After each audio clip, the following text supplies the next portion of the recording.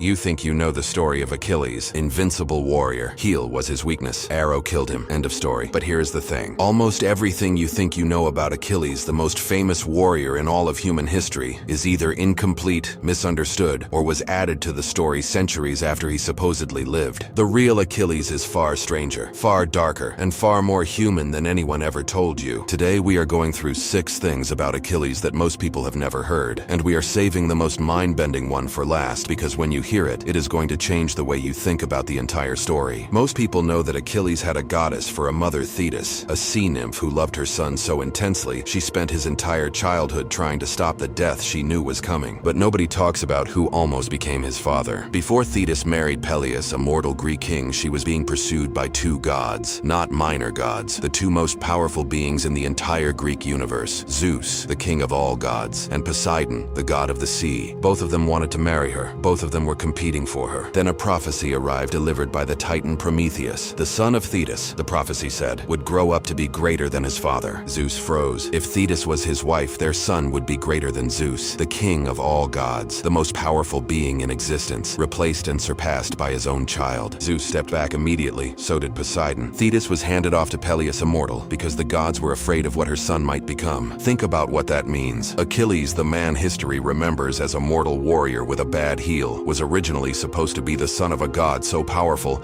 that even Zeus ran away from the possibility. He came into the world already carrying the weight of a prophecy that had terrified the most powerful beings in existence. And he never even knew it. Everyone knows the story. Thetis dipped baby Achilles in the River Styx. The water made him invincible. She held him by the heel. That spot stayed vulnerable. What almost nobody knows is what she tried first. Before the river there was fire. Ancient sources describe Thetis placing the infant Achilles directly into flames. Not accidentally, not in a panic. Deliberately, she covered him in ambrosia, the food of the gods, and placed him in a fire to burn away his mortality. The idea was that if the human part of him could be consumed, what remained would be divine, immortal, untouchable. His father Peleus found her in the middle of this. He grabbed the baby out of the fire in horror, convinced his wife was trying to kill their son. He did not understand what she was trying to do. The ritual was interrupted before it could be completed. Thetis, furious that her plan had been ruined, went to the river instead. But here is what the fire story tells you that the river story does not. She was not just a protective mother doing something unusual. She was a goddess who was trying to fundamentally change what her child was, to rip out his humanity entirely and replace it with something that could not be hurt, could not age, could not die. The fire was not an act of love. It was an act of desperation from someone who could see the future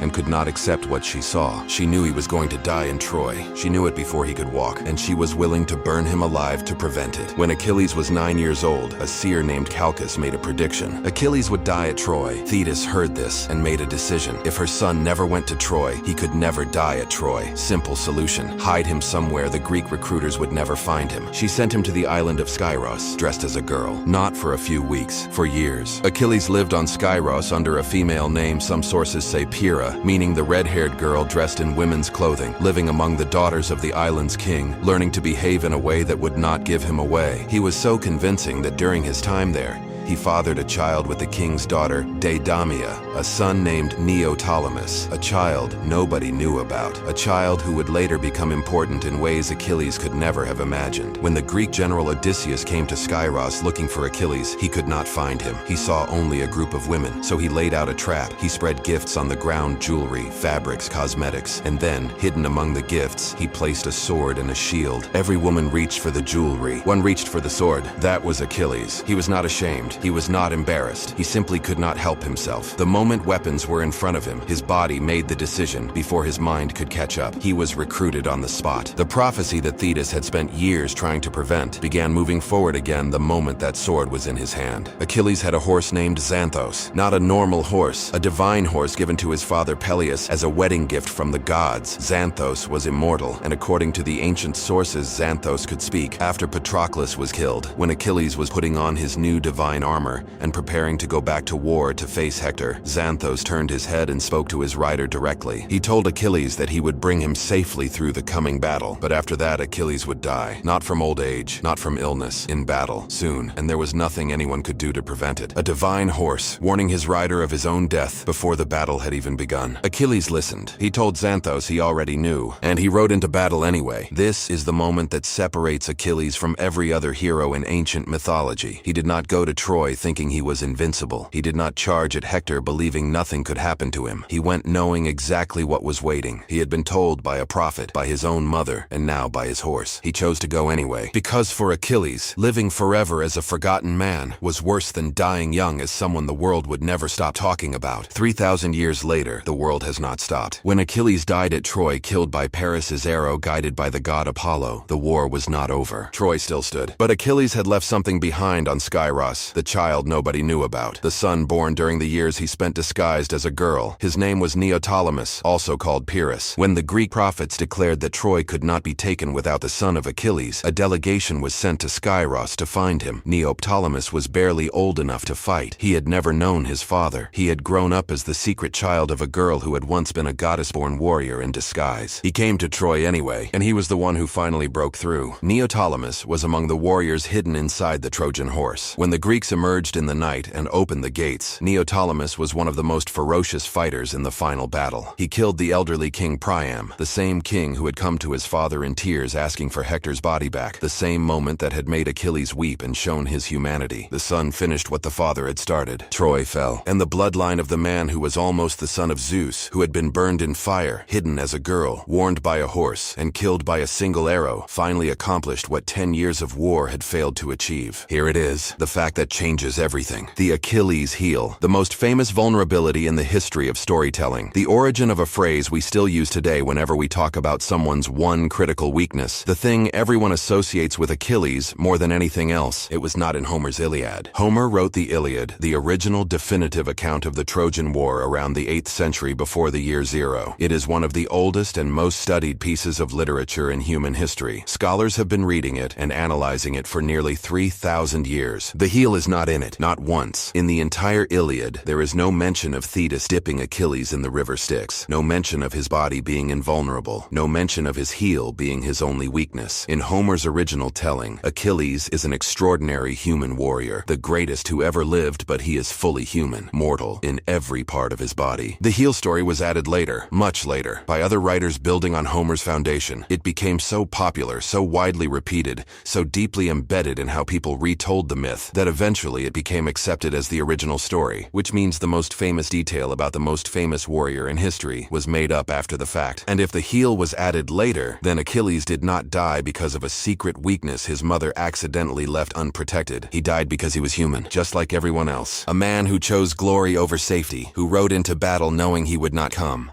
who was warned by prophets, by his mother, by his own horseman, went anyway. Not because he thought he was invincible, because he knew he was not, and he went anyway.